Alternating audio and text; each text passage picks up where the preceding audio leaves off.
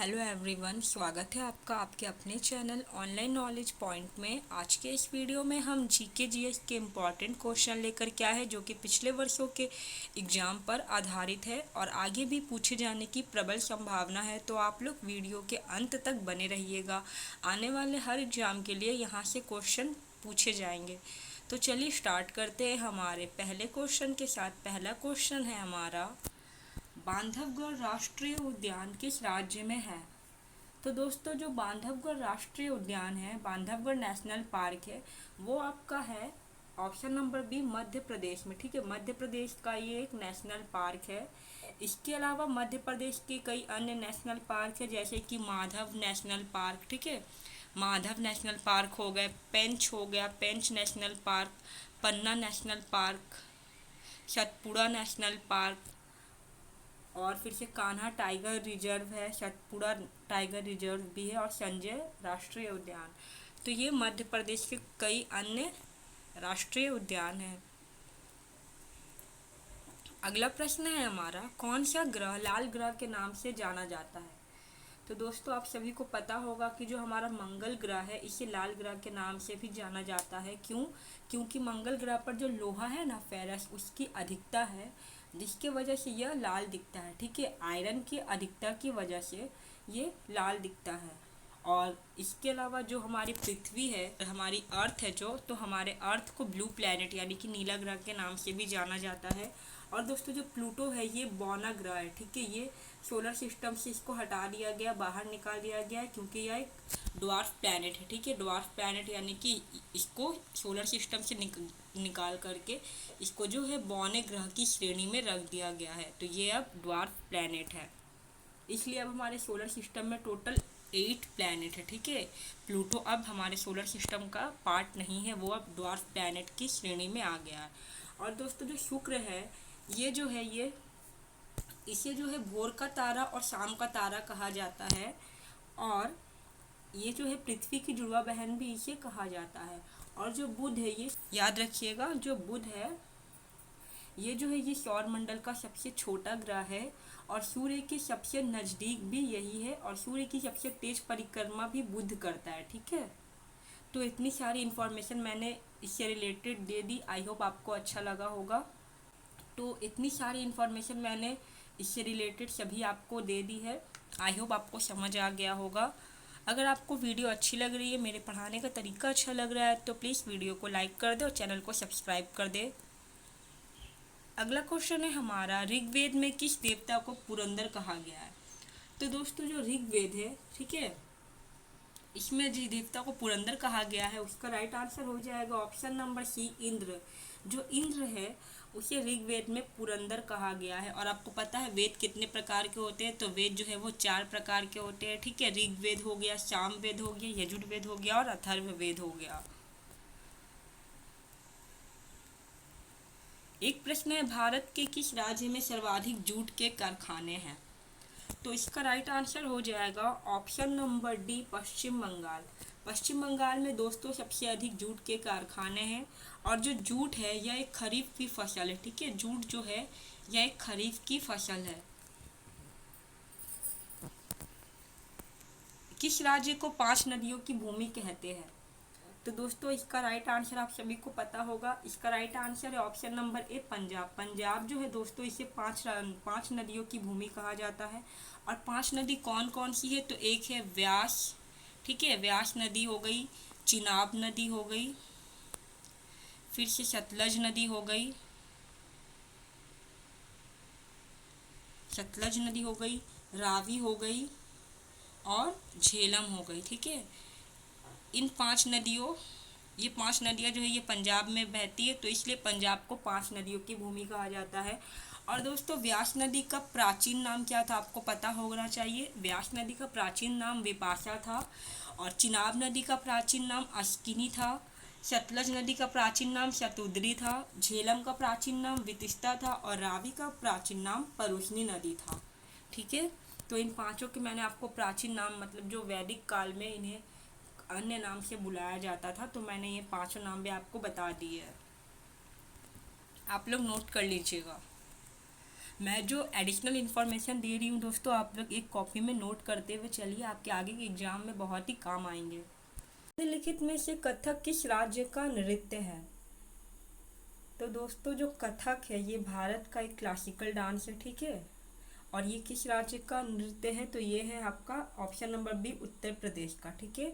भारत में total 8 classical dance है, ठीक है, जिनमें से जो तमिलनाडु है उसका जो क्लासिकल डांस है वो है भरतनाट्यम, आंध्र प्रदेश का है कुचिपुड़ी, केरल के 2 क्लासिकल डांस है, एक है कथकली और एक दूसरा है मोहिनी अट्टम। कौन से संविधान से राजनीति विषय निर्देशक तत्व अपनाए गए हैं? तो दोस्तों जो हमारे डीपीएसपी है यानी कि राज्य के नीति निर्देशक तत्व है वो कौन से संविधान से अपनाए गए हैं? तो इसका राइट आंसर हो जाएगा ऑप्शन नंबर सी, आयरलैंड संविधान, ठीक है। भारत ने आयरलैंड के संविधान से जो डीपीएसपी है उन्हें अपनाए हैं। और डीपीएसपी जो है वो संविधान के भाग 4 में है, ठीक है। संविधान के भाग 4 में डीपीएसपी का वर्णन है और अनुच्छेद 36 से लेकर के 51 तक डीपीएसपी है, ठीक है। बढ़ते हैं अगले प्रश्न की ओर। भारतीय रिजर्व बैंक का राष्ट्रीयकरण कब किया गया था? तो इसका राइट आंसर हो जाएगा दोस्तों ऑप्शन नंबर बी, 1949। जो आरबीआई है, भारतीय रिजर्व बैंक, उसका जो राष्ट्रीयकरण है वो 1 जनवरी 1949 में किया गया था, ठीक है। और अगर बात की जाए आरबीआई की स्थापना की, तो इसकी जो स्थापना है वो कब हुई थी? तो आरबीआई की स्थापना हुई थी आपका 1 अप्रैल 1935, ठीक है। 1 अप्रैल 1935 में आरबीआई की स्थापना की गई थी और तब उसका मुख्यालय कहाँ था? तो स्थापना के समय इसका मुख्यालय कोलकाता में था, लेकिन वर्तमान में आरबीआई का जो मुख्यालय है वो मुंबई में है, ठीक है। राज्यसभा के सीटों की कुल संख्या कितनी होती है? तो दोस्तों जो राज्यसभा है उसकी कुल संख्या होती है ऑप्शन नंबर ए, 250, ठीक है। 250 होती है, जिसमें से जो 12 है वो 12 सदस्य जो है वो राष्ट्रपति द्वारा नामित किए जाते हैं। और जो राज्यसभा है ये हमारा जो अनुच्छेद है, अनुच्छेद 80 के अंतर्गत आता है, ठीक है। अनुच्छेद 80 के अंतर्गत राज्यसभा आता है और राज्यसभा के सदस्य बनने के लिए न्यूनतम आयु होती है आपका 30 वर्ष, ठीक है, याद रखिएगा।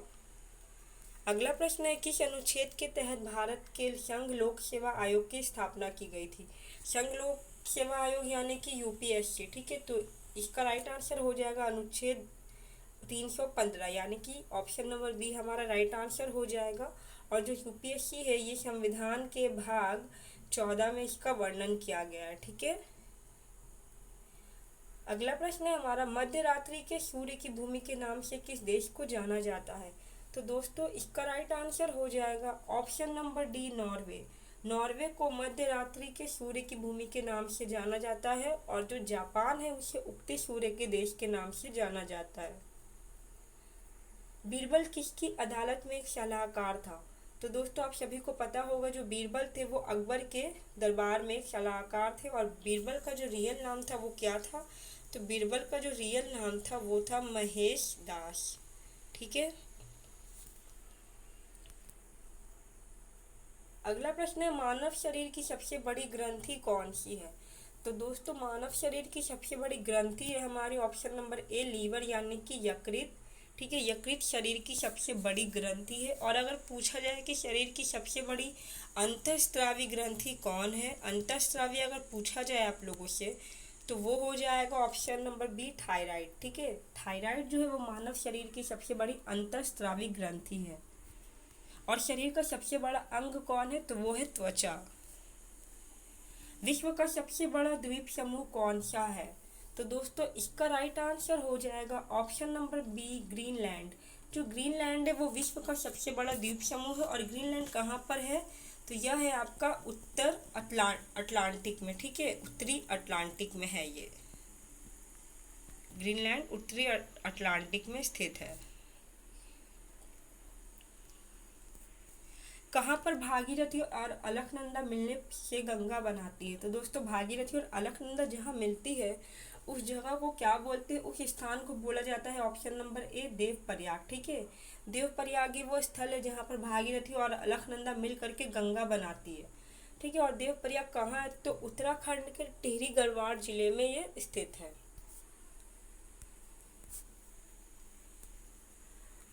फास्फोरस को किस में रखा जाता है? तो दोस्तों जो सफ़ेद फास्फोरस होता है उसे जल यानी कि ऑप्शन नंबर ए पानी में रखा जाता है। क्यों?